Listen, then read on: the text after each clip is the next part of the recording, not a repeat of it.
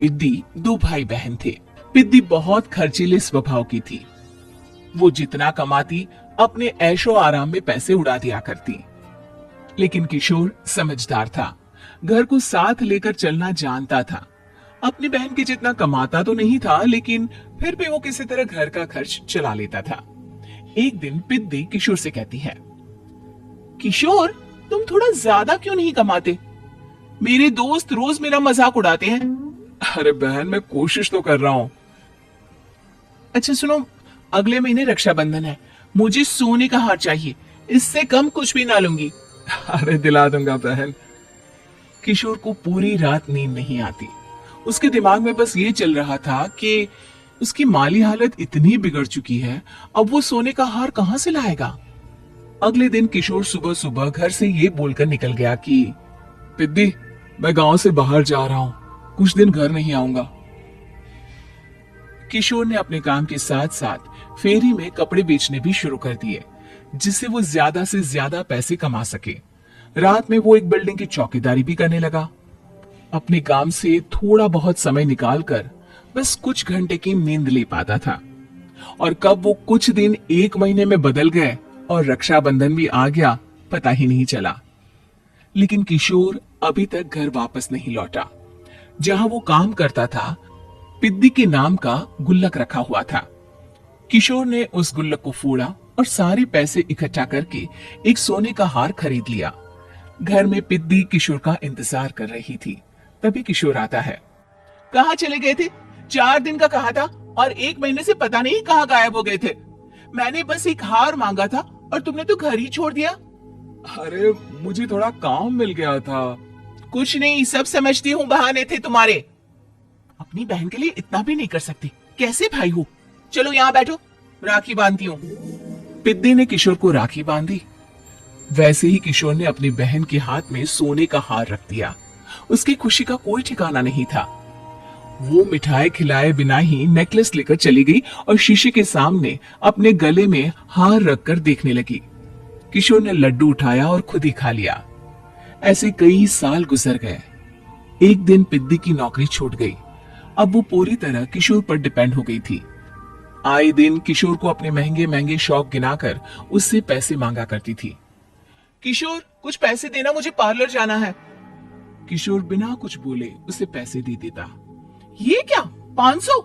अरे इतने में तो मुझे पार्लर में एंट्री मिलेगी बस।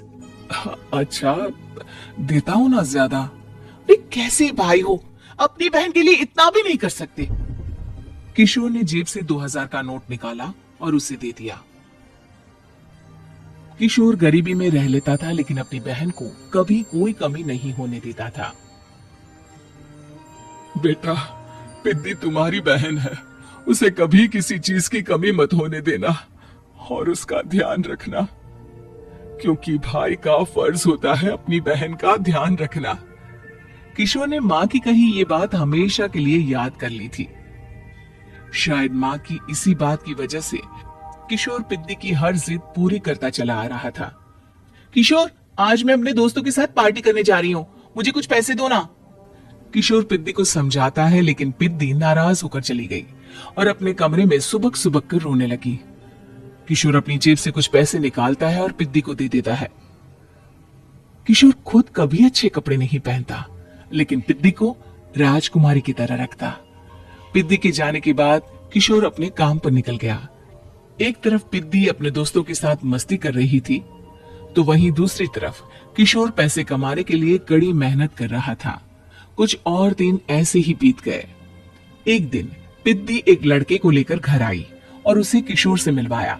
किशोर, मुझे इस लड़के से शादी करनी है, लेकिन इनके मम्मी पापा बोल रहे हैं कि उनको दहेज में एक कार चाहिए, तभी वो मेरा और पंकज का रिश्ता कबूल करेंगे।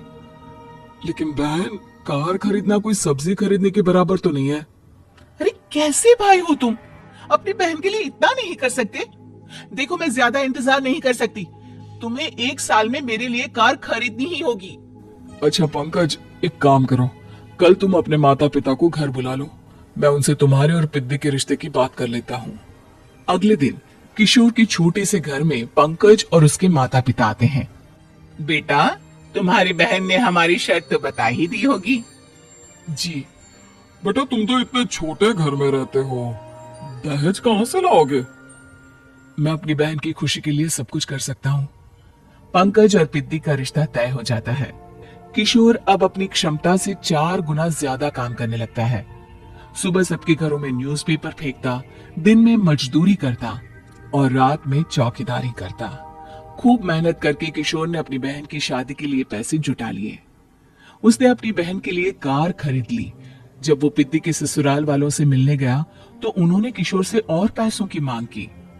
इस बार किशोर हार चुका था। पिद्दी, पिद्दी माफ करना, मैं तुम्हारी शादी उस लड़के से नहीं कर सकता। वो लालची लोग हैं, उन्हें सिर्फ पैसों से मतलब है। देखो किशोर, मैं पंकज से ही शादी करूंगी। क्योंकि पिद्दी ने तो किशोर की बात न मानने की जैसे कसम खा रखी थी। किशोर ने पंकज को घर बुलाया। पंकज, तुम अपने माता पिता को समझाते क्यों नहीं हो?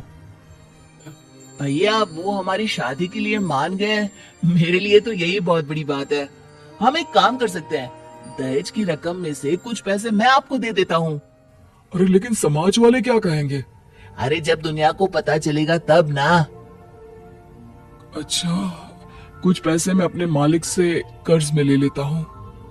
कुछ पैसे पंकज देता है, कुछ वो कर्जा लेता है और अपनी उम्र भर की कमाई वो अपनी बहन की शादी में लगा देता है। आखिर में पंकज और पिद्दी की शादी हो जाती है।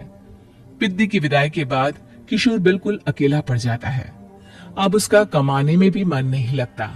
उधारी वाले रोज घर में आकर बैठ जाते हैं। अरे किशोर, अब तो पिद्दी की शादी को 5 साल हो गए, अब तो हमारा पैसा लौटा दो। चाचा, पिद्दी के जाने के बाद किसी भी काम में मन नहीं लगता। अरे तो हमारा पैसा कैसे वापस मिलेगा?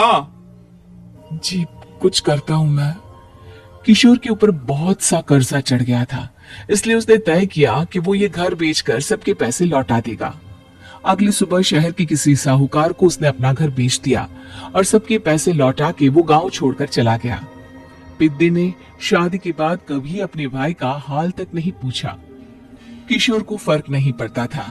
बस ससुराल में उसकी बहन खुश है, ये जानकर उसे खुद की खुशी मिलती थी और ये सोचकर कि उसने मां से किया हुआ वादा पूरा कर दिया।